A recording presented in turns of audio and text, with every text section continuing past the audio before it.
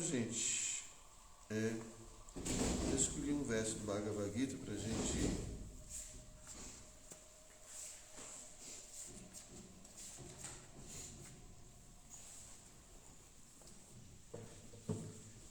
vai ler do Bhagavad Gita no capítulo 2, que é intitulado Conteúdo do Gita, mais ou menos um resumo, né, de todo o Bhagavad Gita, que trata de vários temas que vão ser discorridos depois na Bhagavad Gita. E eu escolhi o verso número 70, que é um verso muito bonito para a gente recitar hoje, tá bom? Qual capítulo, Mara? Capítulo 2, verso número 70. Você deixa? Ele é o manda-chuva aqui, tudo tem jeito. Om Namo Bhagavate Vasudevaya. Om Namo Bhagavate Vasudevaya. Om Namo Bhagavate Vasudevaya. Om Namo Bhagavate Vasudevaya. Om Namo Bhagavate Vasudevaya. Om Namo Bhagavate Vasudevaya. Então, o verso em sânscrito é o seguinte: Apuryamanam achala pratistam samudram apa pravishanti jadvat tadvat kamajam pravishanti sarve sashanti apnoti nakamakami. Então, Prabhupada, que é o nosso mestre espiritual, ele faz aqui uma apresentação na Bhagavad Gita, onde ele primeiro coloca o verso tem o sânscrito, né, o original, é o Devanagari, depois a gente tem a transliteração para as letras latinas, depois a gente tem uma tradução de cada palavra, depois tem a tradução literal do texto, do verso, depois uma explicação, tá bom? Então a tradução de cada palavra é a seguinte: Apuryamanam, sempre sendo enchido, Achala pratistham, situado firmemente, Samudram, o oceano, Apaha, águas, Pravishanti, entram, Yadvat, como Tadvat, assim Kamaha, desejos, Jam, a quem Pravishanti entram, Sarve, todos, Saha, esta pessoa, Shantim, paz, Apnoti, alcança, na não, Kama Kami, alguém que deseja satisfazer os desejos. Então, a tradução literal do verso é a seguinte: aquele que não se perturba com o incessante fluxo dos desejos, que entram como rios no oceano, o qual está sempre sendo enchido, mas sempre permanece calmo, pode alcançar a paz, e não um homem que se esforça para satisfazer tais desejos. Então vamos para a explicação. Embora esteja sempre sendo enchido d'água, o vasto oceano está sempre, especialmente durante a estação das chuvas, recebendo água e mais água. Mas o oceano continua o mesmo, estável. Ele não se agita, nem vai além do limite de sua orla. Isso também se aplica a uma pessoa fixa em consciência divina, né? Ele chama consciência de Krishna. Enquanto tivermos um corpo material, as demandas do corpo para a gratificação dos sentidos continuarão. O devoto, porém, não se perturba com esses desejos, devido à sua satisfação plena. Um homem consciente de Deus não precisa de nada, porque o Senhor satisfaz todas as suas necessidades materiais. Por isso ele é como o oceano, sempre completo em si mesmo. Os desejos talvez o assediem, assim como as águas dos rios que correm para o oceano. Mas ele é estável em suas atividades e não se perturba nem um pouco com os desejos para a satisfação dos sentidos. Isso caracteriza um homem consciente de Krishna, de Deus. Alguém que perdeu toda a inclinação para a satisfação dos sentidos materiais, embora os desejos estejam presentes. Porque permanece satisfeito no serviço transcendental amoroso ao Senhor, ele pode ficar estável como o oceano e, portanto, gozar de uma paz plena. Todavia, outros que, mais do que o simples sucesso material, querem alcançar a satisfação dos desejos até o ponto de liberação, nunca obtêm paz. Os trabalhadores fruitivos, os salvacionistas e também os yogis que buscam poderes místicos são todos infelizes devido aos desejos não satisfeitos. Mas quem é consciente de Krishna, de Deus, sente-se feliz servindo ao Senhor e não precisa satisfazer desejo algum. De fato, ele nem ao menos deseja libertar-se do aparente cativeiro material. Os devotos de Krishna não têm desejos materiais e por isso vivem em perfeita paz. Shila Prabhupada aqui. Om Gyana Timirandasya Gyanam Jana Shalakaya Chakshu Umilitam Jena Tasmai Shri Gurave Namaha Shri Chaitanya Manobhistam Staptam Jena Bhutale Swayam Rupa Kadamahyam Tadati Swapadam Jikam Namo Vishnu Padaya Krishna Prestaya Bhutale Srimati Hridayananda Goswaminiti Namine Namo Vishnu Padaya Krishna Prestaya Bhutale Srimati Bhakti Vedanta Swaminiti Namine Vanchakalpatarubhyasya Kripasindhubhya eva cha Patitanam Pavanebhyo Vaishnavebhyo Namo Namaha. Então, como eu disse a vocês, é um verso muito bonito, né? Onde aqui Krishna está fazendo uma analogia entre o devoto puro, a alma autorrealizada, e o oceano. Aqui nessa passagem, Krishna está falando dos sintomas de uma pessoa que alcançou a liberação dessa existência material. O que significa tudo isso? A ideia básica é que nós somos um ser espiritual. Acredita nisso? Ou você acha que você é esse corpinho? Eu acredito muito nisso. Então, o que é que nós somos de fato, né? Essa é uma pergunta muito importante. Então, se eu sou um ser espiritual, consequentemente, aqui não é o meu lugar, não é? Porque aqui não é um mundo com as características da energia espiritual, né? Um mundo permanente, né? Onde assim, não existe morte, né? Nascimento, essas coisas, tudo isso caracteriza essa existência material.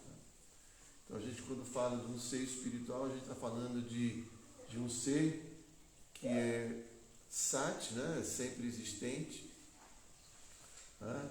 É um ser que tem consciência, a matéria não tem consciência, né? E um ser pleno de bem-aventurança, né? Ele pode amar puramente, tem essa capacidade. A matéria não tem capacidade de amar ninguém, né? A matéria em si é uma natureza morta. O que dá vida é justamente a presença da consciência, da centelha espiritual.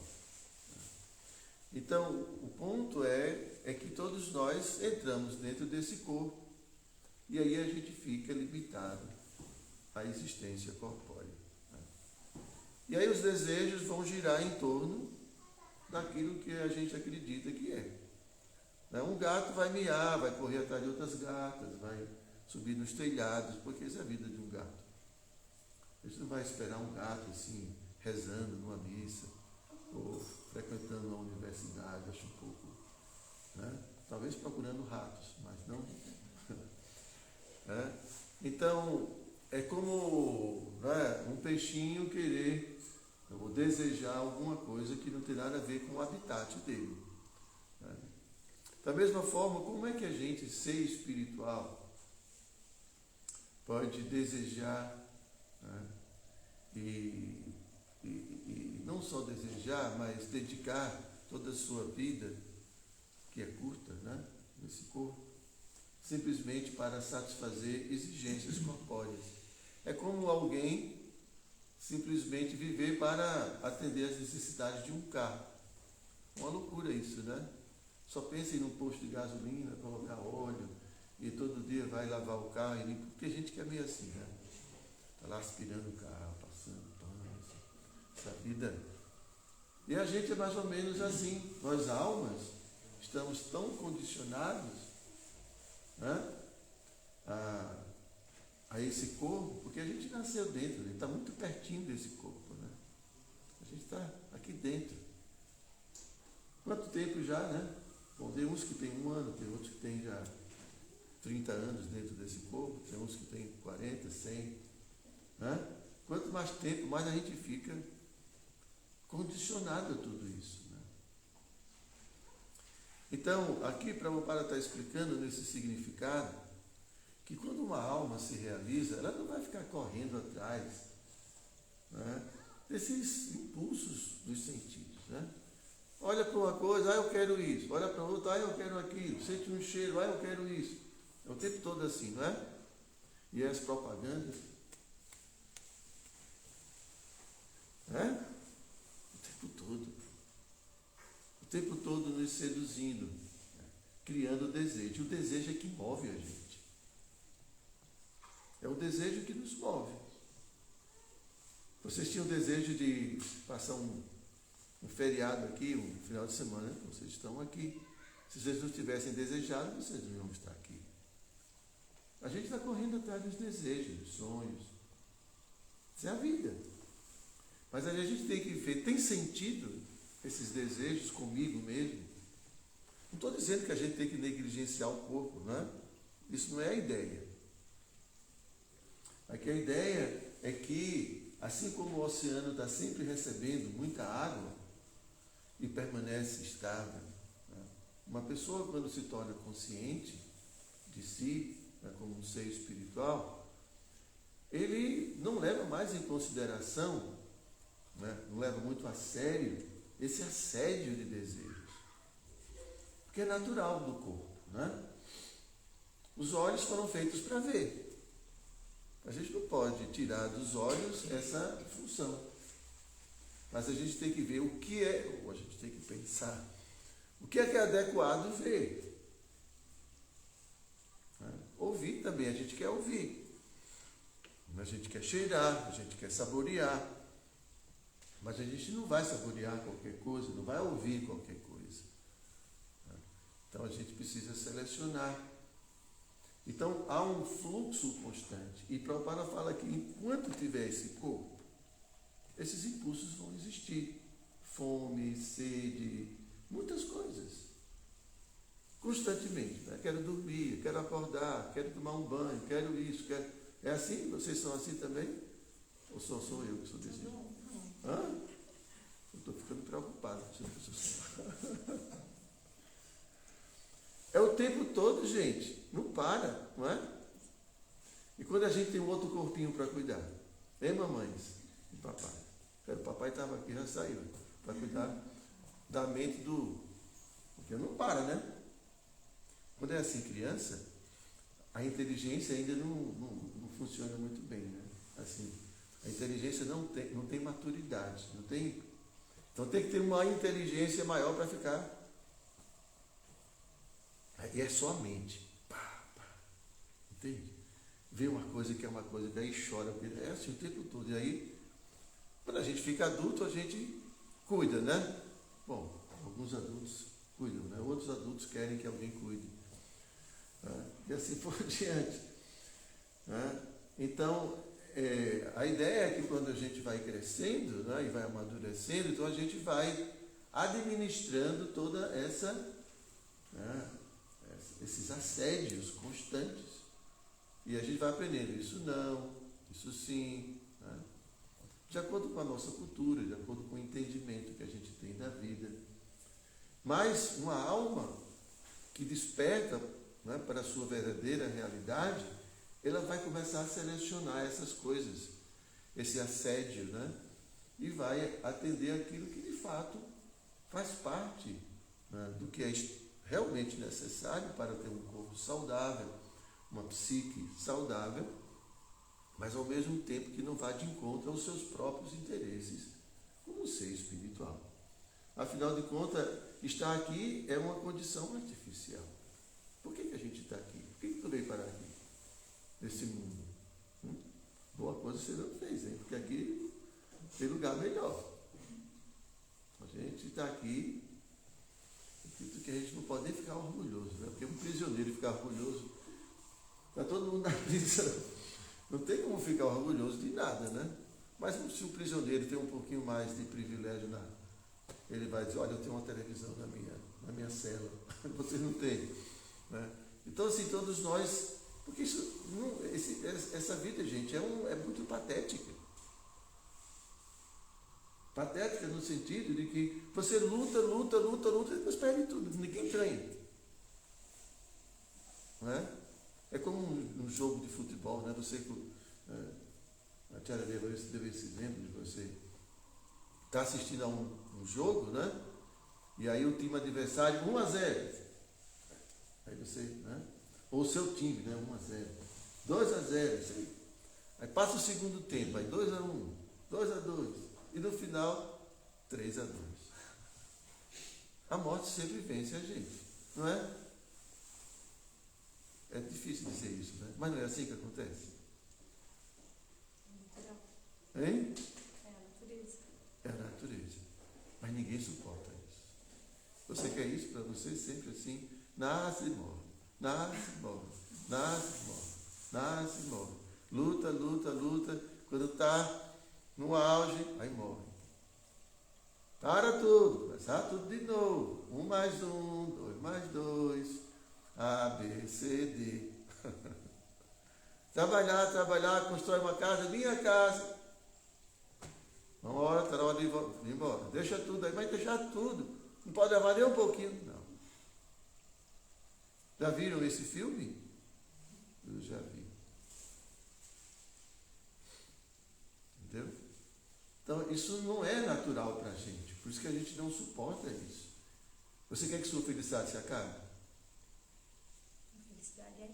Eu estou perguntando se você quer que sua felicidade se acabe. Não tem muito querer. Não. Você está se conformando, mas você quer outra coisa. Não é? Eu faço o possível para viver bem. Não, eu estou perguntando se você quer, quando você está feliz, Não quero. como aquela velha canção. Eu queria que o tempo parasse agora, né? Como é que é? Vocês já ouviram essa canção? Para me ficar com você e não sei o que, essa história toda, né? Nunca ouviram, não? Bom, mas você quer, quando está feliz, que acabe? Não. Muito bem. Então é isso.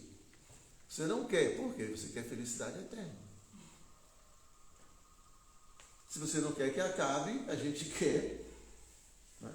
E a saúde, você quer que acabe? Não. E o dinheiro? Não. É tudo eterno, né? A gente não se conforma. Porque o que a gente quer, o que a gente anseia, não é possível aqui. Porque nós não somos esse corpo. Somos nós, almas, aqui dentro, ansiando por tudo isso. Só que a gente tenta alcançar essas coisas numa situação que não é possível. Simplesmente não é possível. Com o corpo não é possível, material. Tem uma outra realidade. E sim, é possível.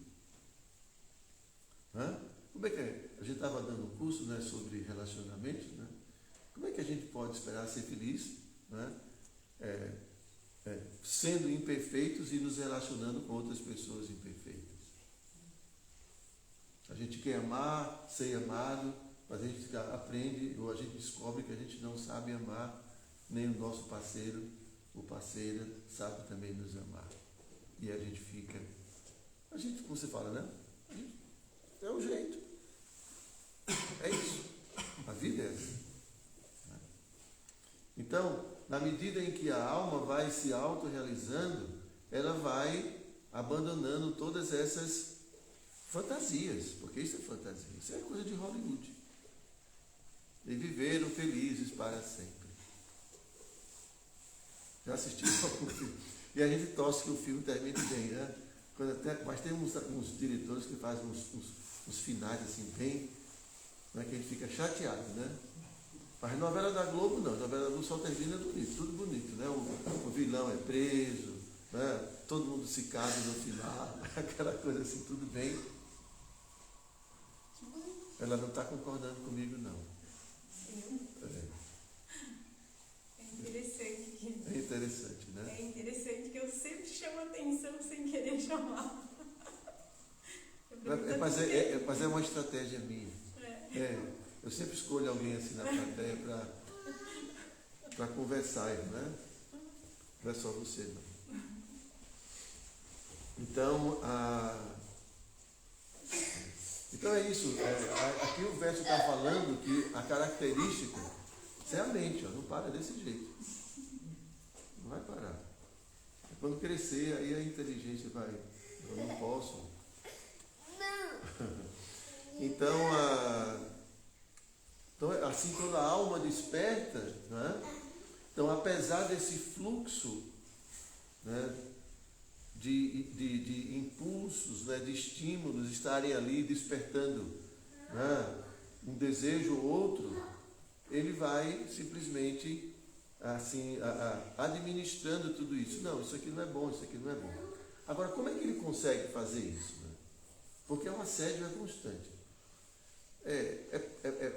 Assim, as propagandas, né? Não precisa ser propaganda, mesmo, né? Nós somos um outdoor assim, ambulante, né? A gente se veste, a gente, né, fala, a gente faz tantas coisas. Então, mesmo nós mesmos também estimulamos desejos dos outros. E assim tantas coisas. Mas aqui Prabhupada explica que quando a gente encontra satisfação, quando a gente está satisfeito lá dentro, né? Então, é isso. Se a gente come bastante, está satisfeito. Se alguém vem com mais alguma coisa, não, estou satisfeito. Não é? Mas quem está vazio vai aceitar tudo. O que vier pela frente. Não acontece isso? Vazio. Por quê? Porque a alma não é tocada com as coisas assim, da vida material comum.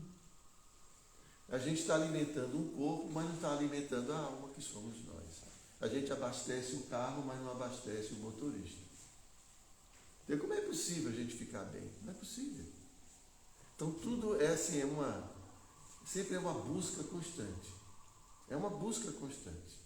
Por quê? Porque o objeto em que a gente busca a felicidade não tem essa natureza. Não tem essa capacidade. Ele parece que vai trazer aquilo que a gente sonha, que a gente espera, mas, né? Tem a história de uma pessoa que ouviu falar da cana de açúcar, do caldo de cana. Vocês já tomaram caldo de cana, não já? Bem docinho, né? Coloca com limão, gengibre, e com gelo fica muito gostoso. O Nordeste tem muito. Oi? Eu já fiz pelado. Oi? Então, aí a pessoa queria experimentar a caldo de cana, estava imaginando, né? Poxa, a pessoa disse que é muito doce, e foi imaginando. E aí perguntou como é que é, né, a cana de açúcar. Aí você falou, a cana de açúcar tem aqueles, né? Como é que fala? Hein? Uns gomos, assim, bem comprido e tal. E ele começou a procurar. E encontrou um bambuzal, bem parecido. Mas olha a cana de açúcar aqui. Aí começou a morder e não saía gosto, não saía nada. Lógico, era bambu, mas é muito parecido. E assim também a gente ouve, né, que determinada coisa tem muito prazer. Um doce de leite. Gosta de doce de leite? Não acredito. Você deve ser uma exceção no planeta Terra. Então esse exemplo não vai servir para você. Esse gosta de mel. Mel? Mel. Você gosta de mel? Muito. Então pronto. O mel. Aí a primeira colherada, poxa, muito gostoso. Segunda colherada, terceira, quinta. Como é que uma coisa pode ter prazer e daqui a pouco, 5 minutos depois, já é insuportável? Como é isso? Difícil, né? E a gente quer ser feliz com o mel, mas não é possível. Né? E assim, qualquer coisa nesse mundo. Me diga uma coisa que a gente não enjoa. Eles até o marido e a esposa a gente enjoa. Estou brincando. Né? Não fala isso não, rapaz. Não, é verdade. Então, não tem nada nesse mundo que tudo tem que ser. Por quê? Porque não é. Não toca a alma. Tem essa característica. Né? Então, quando a alma ela vai se realizando, ela vai entendendo. O corpo tem suas necessidades, mas eu tenho as minhas. Eu não posso viver exclusivamente em função de atender tudo o que passa pela minha mente. Quer dizer, nem posso, né? Como é que fala? É Paulo que fala assim, nem tudo eu posso, mas nem tudo me convém. Nem tudo me convém. Né? Mas ninguém pode tudo. Isso não é, a gente não pode tudo. Né? Mas, mesmo se a gente pudesse, nem tudo convém. Né? Eu não posso estabelecer a minha felicidade à custa de você. Eu não posso coisificar você, as pessoas, tornar tudo coisas que eu vou dominar, controlar, que vão... Né? E quando eu quiser eu descarto. Isso não existe. Isso é um absurdo. Não é? Então, na medida em que a gente vai compreendendo, então a gente vai entendendo o que é do corpo e o que é da alma. Né? E essa coisa que todo mundo fala, tem que ser natural, vamos seguir o fluxo da natureza, Não, gente, não é assim não. Pode ser que a sua natureza seja uma natureza educada, de princípios éticos, mas tem pessoas que têm uma natureza demoníaca. E se puder tirar tudo de você, vai tirar. Então, a gente é intolerável viver numa sociedade que não tem limites. Isso é muito bonito na filosofia, para quem quer sustentar a sua prática de vida assim. Mas isso é insustentável. Então, mesmo nós precisamos regular a nossa vida. Regular esse fluxo. Né? E aqui o verso fala, não é que a gente vai ficar correndo agora atrás de todo desejo que aparece. A gente tem que parar e ver, isso tem sentido? Isso é benéfico para mim? Isso vale a pena? Mas sim, tudo bem, vale a pena, isso é importante. Isso vai acrescentar a minha vida. Então vamos lá, vamos fazer. E mesmo assim a gente tem que selecionar, porque a gente não tem condições. Quando a gente é jovem, a gente pensa, eu vou fazer isso, eu vou fazer aquilo. Mas vai passando o tempo, a gente vai vendo que não é assim. Que a gente vai ter que agora criar prioridades. Não é que eu vou fazer todos os cursos que eu imagino, porque agora eu tenho um filho, tenho um esposo, tenho uma esposa, tenho um trabalho, não tenho tempo. Né? Então, mesmo assim, quando vai passando o tempo, a gente tem que selecionar aonde vamos colocar a nossa energia, porque a energia fica muito escassa, porque a energia é canalizada para a sobrevivência. Né? Então, mesmo isso, né, quando a gente vai atrás de muitos desejos, né, a gente pode se frustrar completamente, porque a gente já pode ter muita coisa na nossa bagagem, mas porque falta uma, a gente não é feliz. Já perceberam isso? Você tem tudo. 99%. Vai estar faltando uma coisa. Aí você não está bem enquanto não tiver aquela outra coisa. Né? Então a gente não olha as conquistas que a gente já teve, né? O que a gente já construiu. A gente está sempre no fluxo do desejo. Não, mas se eu tiver aquilo, eu vou ser feliz. Se tiver aquilo, vai melhorar. E se tiver, né? A gente está sempre pensando em algo desse jeito, né? E passa a vida todinha assim. Então, a vida requer da gente inteligência, requer essa capacidade de poder parar, de poder analisar, né, de poder questionar se isso é adequado, se isso vale a pena, se isso vai ser benéfico para mim, vai ser benéfico para os outros também, porque não sou eu. Né? Às vezes, para me fazer uma coisa, eu dependo de que outros assumam minhas responsabilidades. É complicado. É complicado. Então, essa alma autorrealizada, ela sente paz.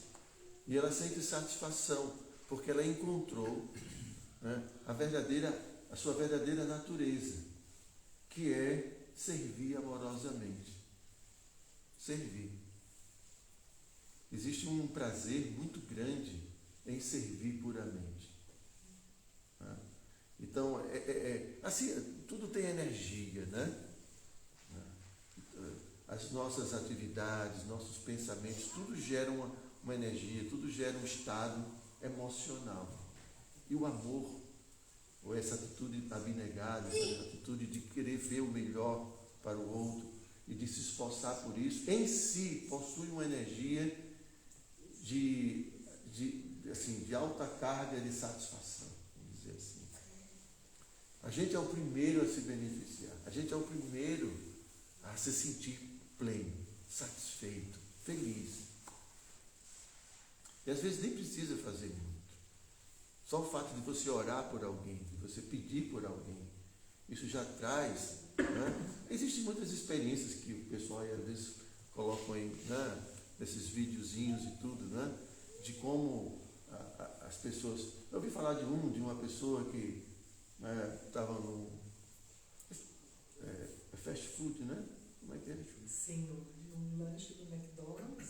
Você viu essa, né? Sim. E a pessoa pagou o lanche para quem vinha atrás e se sentiu muito feliz. Bom, então existem muitos exemplos que as pessoas aí falam, né? Mas a ideia, gente, é que, vamos colocar aqui, inconcebivelmente, né? Mas pelo projeto divino, né? Essa atitude abnegada, ela foi investida de uma energia, né, e que toca a alma. Porque a alma, ela existe para isso. Né? A alma existe para viver relacionamentos amorosos. É por isso que a gente busca isso. Isso é a natureza da alma. Né? Como a gente sempre fala, amar e ser amado. É o que a gente está buscando. Ou você não está buscando isso? Isso é a vida da alma, amar e ser amado. Isso é o mundo espiritual, realidade espiritual. Né? Mas não está falando do amor romântico, né? Ele está falando de uma coisa muito mais pura. Claro, o amor romântico pode ser também puro, né?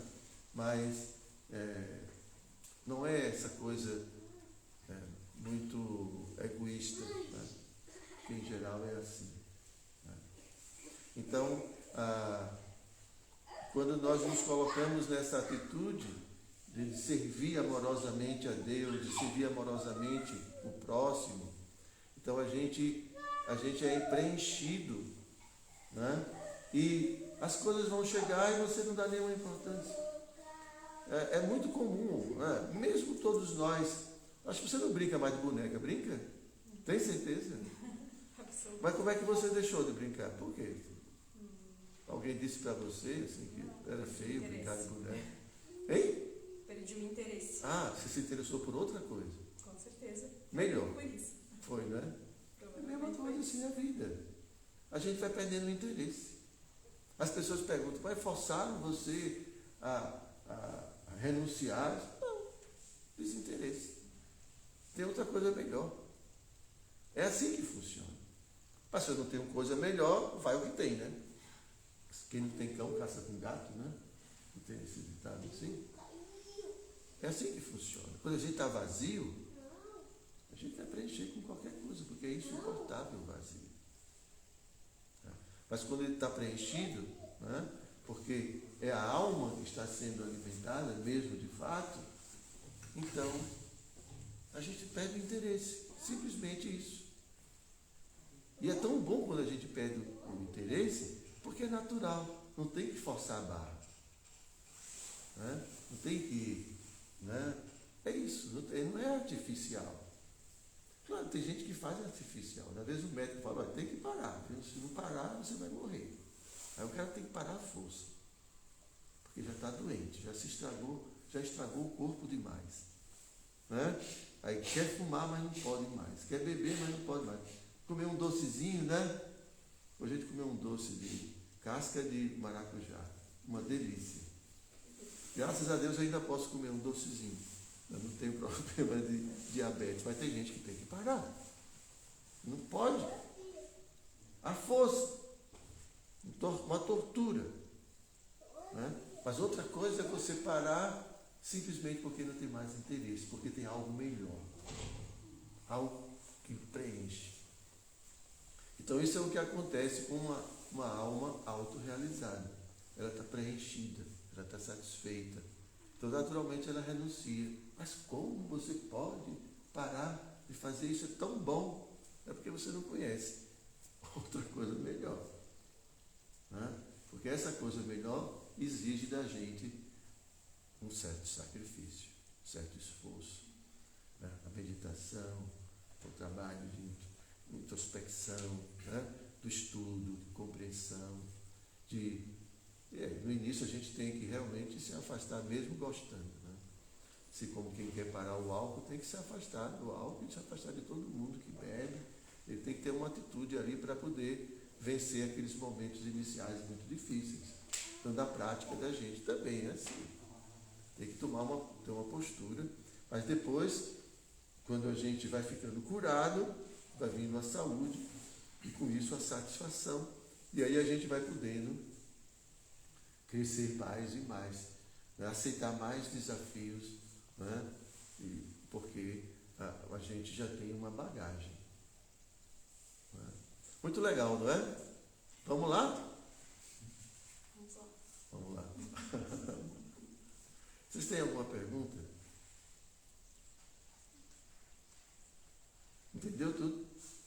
Que bom. Mais ou menos.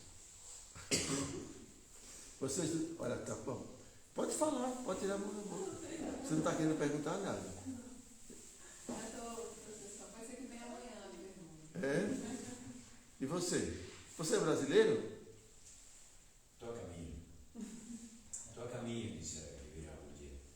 Brasileiro. Você vai nascer na próxima vida no corpo de brasileiro. Não, eu sou uma criança de 17 anos de idade no Brasil, então. Entendi. Estamos a caminho disso. Tá Mas bem. eu sou espanhol. Espanhol. Pero, todavia, Mas você... achei muito interessante tudo que você falou. Eu não acredito em Deus, né? Mas o jeito de entender o ser humano, do jeito que foi colocado aqui, é um jeito que eu condivido totalmente. Então, eu acho que a espiritualidade, entendida como autoconhecimento, né? Para se sentir bem com o mesmo, e que isso seja uma coisa que também toca as outras pessoas, as pessoas que estão perto de nós, eu acho uma coisa essencial. Né? Então, fiquei muito feliz de escutar tudo que eu vi. E sim, tem mil perguntas, alguma coisa, qual pergunta? Eu estava pensando, quando a pessoa vive sozinha e vive bem, eu sempre pensei que não era um ato de egoísmo, senão que era um ato de uma certa consciência, de estar bem com si mesmo. Né? E para mim sempre foi um ato de, praticamente, transgressão, ou um ato, digamos assim, de ser bem arrojado, de dividir a tua vida com alguém. Porque é mais fácil cuidar de si mesmo sendo muito difícil, do que ter energia também para cuidar de outra pessoa. Então eu acho que do jeito que foram colocadas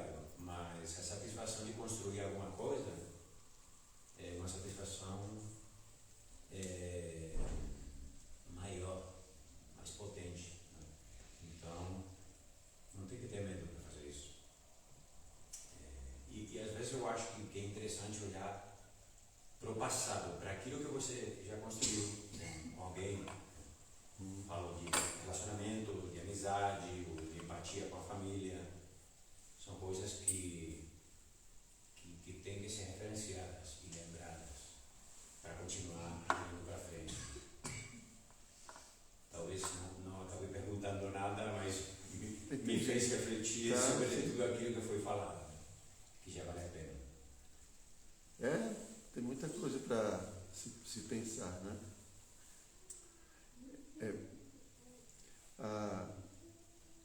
Nós crescemos, mesmo você dizendo que não acredita na pessoa suprema, mas a gente cresce dentro de uma cultura que é permeada por conceitos, né, que se desenvolveram a partir de uma crença de um ser superior. Então, quando a gente fala de princípios éticos, princípios morais, porque para uma pessoa que é de fato tecnicamente ateísta, né, como por exemplo tem na antiga cultura védica, tinha um filósofo chamado Charvakya Muni, e ele era ateísta. Então ele dizia o seguinte: você tem que ser feliz, custa o que custar, tá? Então, se você não tem dinheiro, peça emprestado. Se ninguém te emprestar, roube. E se não quiser, mate. Mas a pessoa perguntava: mas aí, como é que eu posso fazer isso? Depois, como é que eu faço? Não tem depois. Então, simplesmente, você tem que comer bem, fazer sexo e tudo para desfrutar. Porque não tem justificativa moral. Porque isso é coisa dos fracos. Então, tecnicamente falando, se não existe um princípio superior, né, se tudo que existe é apenas fenômenos físicos e químicos, matar não é nada, é um fenômeno físico-químico. A gente é que inventou isso de ser bom, ser mal. Qual é o critério para isso? Então, eu posso justificar qualquer atitude minha. Se não tem um referencial, a gente pode tentar aqui fazer uma convenção. Vamos ser todo mundo bonzinho? Mas isso não garante nada. Não garante nada. Porque se eu for mais esperto, for mais forte, é o que a gente vê na humanidade. Né? Então é muito difícil a gente sustentar assim, praticamente o ateísmo. É muito difícil sustentar pelas consequências que ele pode trazer. Isso estou falando praticamente, porque é assim que se raciocina. E muitas pessoas raciocinam dessa forma. Por isso que elas matam. Por isso que elas exploram. Por isso que existe tanta desigualdade. Né? Porque a gente vive só a dimensão física. Então eu quero saborear. Então eu preciso, de alguma forma, ter o que desfrutar. E eu tenho desejo por uma mulher, tenho desejo por um homem, e eu vou conquistar isso de qualquer jeito, porque eu quero. Não, mas isso não é ético. Ético é conversa. E que ético? Isso para isso não tem nenhuma importância. Então, então, assim mesmo, claro, tem pessoas que gostam de ficar sós, mas será que essas pessoas estão sós porque estão bem ou porque não conseguem se relacionar com ninguém? Pode acontecer as duas coisas. Então, às vezes, a pessoa é incapaz de se relacionar, então ela foge de relacionamentos porque ela não consegue viver com ninguém. Não consegue, entende? Então, é menos sofrimento estar sozinho do que estar com alguém. Mas será que não existe, será que existe algo mais maravilhoso do que compartilhar nossa vida com pessoas alegres, com pessoas saudáveis e pessoas amorosas? Mas o ponto é que, será que eu consigo reciprocar tudo isso? Né? Então é um pouco complexo, porque cada caso é um caso. Né? Existe todo tipo de gente, todo tipo de psique, né? que é movida por diferentes assim, situações de complexos e de traumas e assim por diante. Então é muito difícil. Né? Mas quando a gente fala, né, de ser justo, a gente está falando de princípios religiosos, a gente está falando de uma dimensão subjetiva, de uma dimensão que a gente não pode medir, não é uma dimensão material. Matéria, né, a gente mede, mas todos esses conceitos são conceitos subjetivos, não são conceitos materiais. É uma outra realidade. Porque a matéria mesmo, é isso que a gente experimenta. Corpo. Desculpa, mas essa ética, ou e os naturais, esse direito natural, isso pertence ao ser humano também. Quem disse? Eu vejo isso nas pessoas também. Por exemplo, o meu vovô, na Guerra Civil Espanhola, ele foi preso, passou 7 anos na prisão, por motivos políticos, e ele, inclusive, foi condenado à morte durante 2 anos. Ele, nesses 7 anos de prisão, ele ajudava na farmácia da prisão, tinha umas freiras religiosas católicas, com as quais ele trabalhava todo dia, ajudava sempre todo dia. Ele sempre foi agnóstico. Quando saiu da prisão, ele sempre doava dinheiro a essa congregação de religiosas, porque ele entendia que essas pessoas religiosas ajudavam as outras pessoas. Então, temos uma pessoa agnóstica, ou ateia, inclusive, que acredita que em pessoas religiosas, ajudando pessoas religiosas, as pessoas vão ajudar outras pessoas. Entendi. Mas veja bem, a ideia é que a ideia de servir, de ajudar o outro, é uma ideia religiosa. Entendeu? Talvez ele fosse agnóstico e tudo por conta das experiências que ele teve com a religião e com Deus, com os conceitos que ele teve de Deus. Então, eu prefiro não acreditar nisso que eu estou vendo, porque a gente sabe a história da religião, que não é uma história, em geral, uma história muito saudável. Né? Então, muitas pessoas rejeitaram essas ideias promovidas por essas determinadas religiões, tá certo? Mas quem foi, né, que propagou a ideia de cuidar do próximo, de ajudar o próximo, de fazer o bem? Na nossa tradição foi Jesus. Né? Porque os romanos não tinham nada disso. Antes não existia nada disso. Se a gente fosse, né, educado diretamente pela tradição romana, a gente não teria esses conceitos que a gente tem, que permeiam a nossa vida. E graças a Deus a gente ainda tem uns resquícios disso, porque está se perdendo cada vez mais. E a gente vai ver se a gente realmente viver uma vida puramente materialista, como muitas pessoas querem, e a gente vai ver o problema.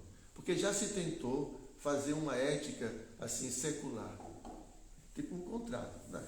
Porque se entende que é necessário ter essa cooperação mútua, porque não é possível. Né? Todo mundo vai se comer. É assim que vai acontecer, vira bicho. Tá? Agora, mas não se consegue, porque se o ser humano não se trabalha, né, não se desenvolve nesse sentido, né, de expandir sua consciência, não só expandir sua consciência além de sua própria experiência, mas também ter empatia e tudo mais, ele se torna um bicho. Mas por que eu vou me preocupar de ser melhor? Se não tem mais nada, vai acabar daqui a pouco, vou morrer. Né? O tempo está passando, eu quero isso, quero aquilo, vou lá me preocupar com ninguém.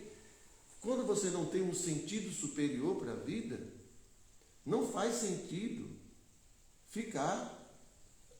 Vai fazer sentido se for do seu interesse local. Então, eu preciso conquistar essas pessoas aqui. Então, eu vou ser bonzinho, mas no final, o que você quer é manipular todo mundo.